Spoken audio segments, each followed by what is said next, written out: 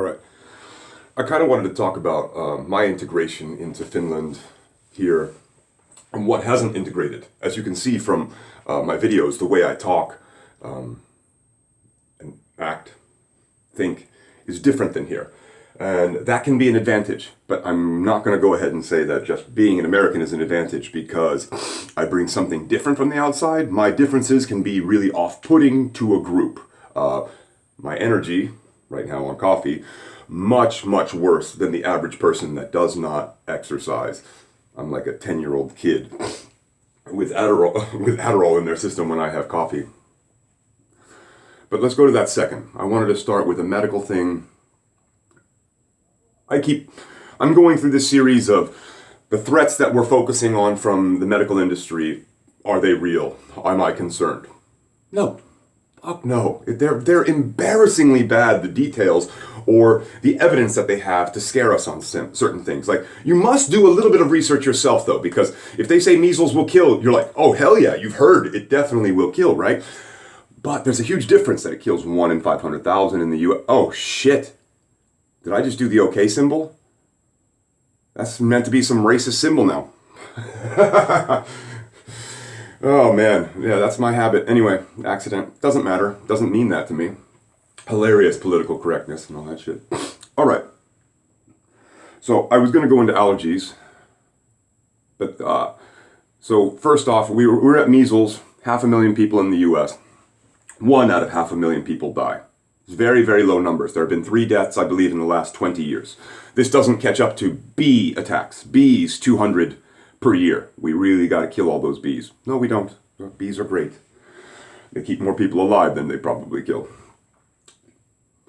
Measles, from my own research, seems to be a really good disease to get for your immune system. If you catch it at a good age, you don't want the shot at birth and you don't want to catch the disease at birth, but if you have a fully formed immune system and you are strong and you live in the Western country, it is one of the least deadly diseases. Flu, much more dangerous. Fever, probably more dangerous. So, we've been told to be worried about swine flu, Ebola, and these were complete failures. Complete failures. Not only did they never spread, but we didn't even have a starting off point. There was no infections in the first place. You know, you'll have one person travel by plane. But the thing about Ebola that made me doubt that it was really spreading was, first off, it had never really spread outside its borders effectively. So just making walls stops the diseases, apparently. That's something you won't hear, huh? Don't take that clip out. And they gotta shit on you or throw up on you. Like, I get that's a concern for the workers and the family around them, but I'd like to see the data. I'd like to do some science on it. Does it really spread just for one person taking care of another? Then why do we even allow them into the hospital to infect others? We should allow them to be quarantined in their own home and put a soldier at their door or something like that. I get to save the rest of the people, not to be mean to them. Isn't that their best option? Bring care to them then, rather than to bring them to the emergency center where they can infect the rest of the community. All right. And I won't even get into how hospitals in the U.S. are now the spread of most terrible diseases. We're trying to undo a lot of the products that doctors have done over the years, right? Antibiotics, antibacterial. And we're still pushing through as if there's no harm to any of them, right?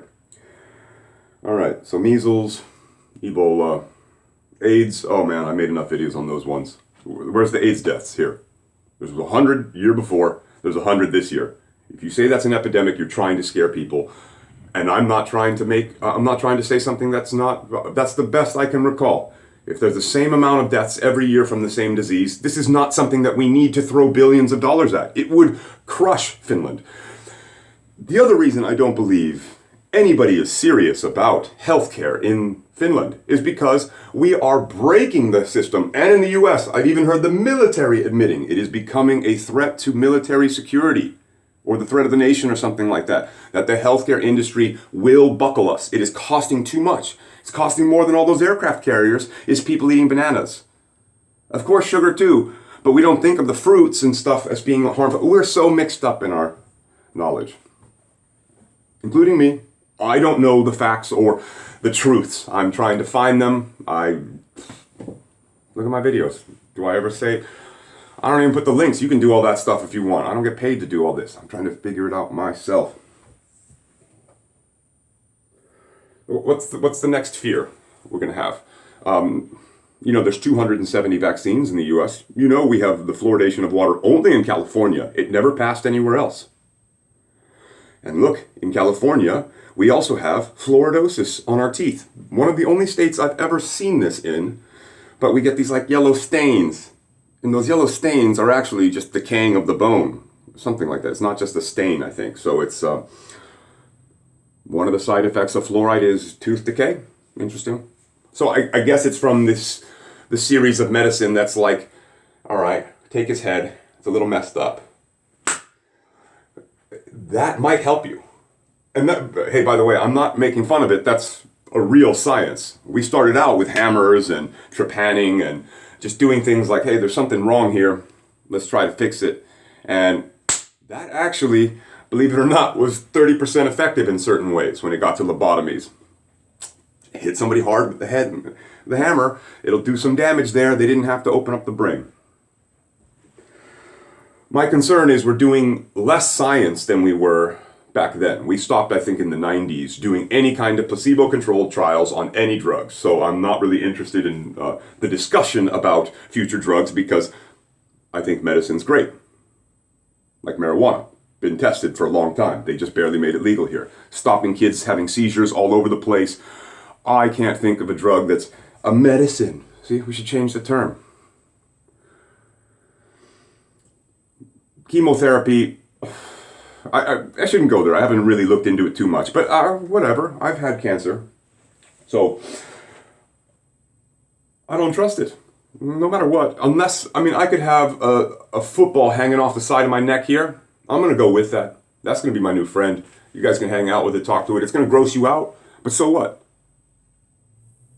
That's less, if it doesn't hurt me badly, there's no chance of me frying my nervous system, my brain, everything, so that I'm guaranteed dead within 5 years. Or what's my chance of survival? No, we don't want to look at that number.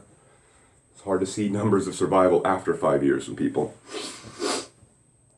And not to mention everybody I've ever seen on chemo died within 5 years. Every single one. And I've had people close to me who swore that they killed them. I'm not saying I wouldn't take it. I'm saying I will when the pain becomes so excruciating that I can't just live with this. But if it's just a tumor, I'm sorry, I'm going to, and this leads me perfectly into the next segment, I'm apologizing for not being sorry about the way that I look. Okay, now this is a cultural thing, and an athlete thing, and a science thing. Damn, I should make this its own video. I sweat so much. I'm sweating just talking right now. I've shaved my arms to get rid of some of the sweat to help me with that. If I was wearing a long sleeve shirt right now, which I'd like to be wearing, I have this really dope long sleeve I like to wear, but I don't like, I'm not really a huge fan of fashion. Now, I get it. I could be wearing cooler stuff. My hat could be right. It's just my hair's fucked up. That's the only reason I put these hats on. My family's huge into fashion. My family dresses the Obamas. Or did. We have, we're really big into it. And I kind of reject fashion out the door. First off, it's just another class system. Plus, there's a fashion that you can get to without having to go and buy this stuff. This is the free shit. This is the stuff that I get for free for, playing for people and stuff. I'm not even going to spend money on clothes. But there's something that you can have, which used to be built up by my narcissism, which was this suit. And you can see this always, and it looks healthy, and I look better than when I was really sick as a young, man. Now, I get it. Some people are grossed out by that, and they don't want to see me sweating. Well, I'm a little more grossed out by other things, and I think it's okay that even though I'm grossed out by them legitimately, I let them be what they are. I cannot stand the smell of female cologne or male cologne, the perfumes. I stopped using fake scents about a year or two ago just to test it out, just to try use other soaps and more natural alternatives for cleaning. Worked better. Nobody noticed that I didn't, nobody ever said I smelled bad. Well, I shouldn't say ever. But, yeah, much better. And I thought you needed to cover yourself in scrub from head to toe with lather before. No. So, continuing on. My California culture is what kind of brings the tank tops, right? I like that more. But I'm an athlete. I run every day and I skate every day. I swim as much as possible. So, when I'm out, I'm going to sweat dramatically. So for me, this is a good option with a jacket over in case it gets too cold. But if I skate to the metro and I had a long sleeve on, I don't know if you guys know super sweaty people, man. Ever since I was a fat kid, I just used to sweat down the sides, just down the sides. Before you'd even walk into the place, you'd have 2 long sweat cycles here. Like if this was covered up right now, this would be an oven, and just me talking and having 1 cup of coffee, I'd stink like shit. But the point is, I think Finnish culture is really cool. If I hadn't outstayed my language classes by working first, I would have for sure already spoke very good Finnish. I'm very interested in it. But it's very hard because Finns want you to be like them, which is understandable for any culture, and I really respect it. But then the problem is, since I've been here as a child, everybody has been saying, use your English on us. Please let us get your culture so we can learn from you. You're one of the only Americans. Don't act Finnish. Don't be different. Don't dress different. Just be you and we can learn from you. Yes, but there are certain things I'm very, very happy that I've learned from Finns as well. Even since living here, just the respect for the city. I didn't think I'd have respect for a city, like the streets. Like somebody throws something on the floor, you almost want to say something, get that little Native American tear running down. And being more polite. I'm quiet on the metro. Can you believe that? I'm doing this to the internet, to yell at 10 people online. And, people, if friends of mine came from the US and let's say they wanted to smoke a whole bunch of weed here or something like that, and if they wanted to do it right in the street or right at the metro stop or something like that, I'd let them know about the cultural norms and I would tell them that this is not cool here. Of course, in your country, it's 100%. You can, do whatever. Now, these wouldn't be forceful things. I think it's just kind of, they make sense. Why wouldn't you want to behave the way that the people do around you? Well, there's tons of the bad behaviors too. You guys seem to copy everything from your experts without testing it at all. If it comes from the US, it's good. So 272 new vaccines. Oh, just so you know, the guy that wanted that, he also wanted to put preventative chemotherapy. Preventative chemotherapy for all people in the US. Children, of course, because they can get cancer too. So we need to go ahead and prevent all these diseases you can get from being raped as an infant, as being stuck with a needle as an infant, because these things happen. And when your doctor comes in and says, hey, or when you say to your doctor, hey, why do I need a hepatitis B vaccine? I think that's a shot for, isn't that for needle usage and sex transmission only? Yes, well, kids get raped too. Oof. Oof. Oof. So, one last thing I'll say. It'd be a lot easier, too,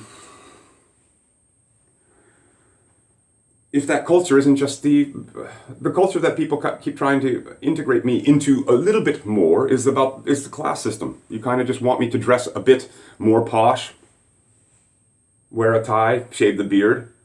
Yeah, sure, but I'm already walking around the city loving what I do. I'm very, very lucky.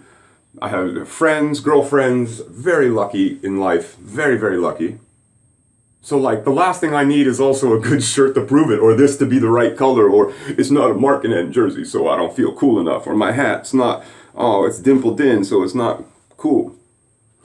That stuff was great when I was 20 and younger. I gave a shit about shoes and how I looked and all that stuff. Now I just give a shit how I feel. And how I look can affect how I feel, but the clothes can't do that to me so much.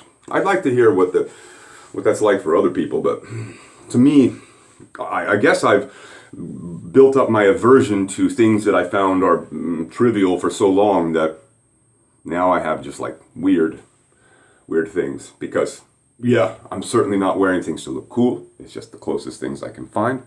And things that were free. I'm probably wearing $10 if I've paid for anything right now. And I get it, fashion can change your life, but for me, I don't know.